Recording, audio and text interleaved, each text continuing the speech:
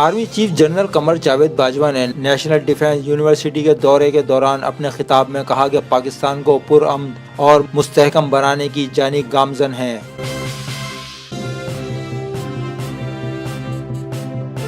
تفصیلات کے مطابق پاک فوج کے شعبہ تعلقات عامہ ISPR کا کہنا ہے کہ army chief general Qamar Javed Bajwa نے نیشنل ڈیفنس یونیورسٹی کا دورہ کیا۔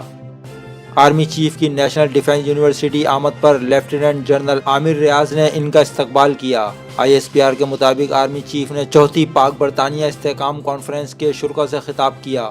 اپنے خطاب میں آرمی چیف کا کہنا تھا کہ پاکستان کو پرامن اور مستحکم بنانے کی جانب گامزن ہیں۔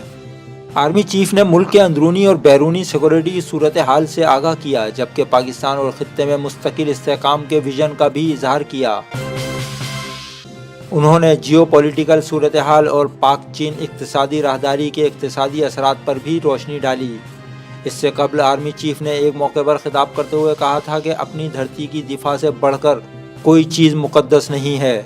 اپنا فرض نبھانے کے لیے ہمیشہ تیار رہنے والی فوج کی قیادت پر فخر ہے۔ پاک فوج مادر وطن کی دفاع کے لیے ہر دم تیار ہے۔ پاکستان امن دوست ریاست ہے۔ ہم نہ تو کیس سے خوفزدہ ہیں اور نہ ہی مجبور ہیں۔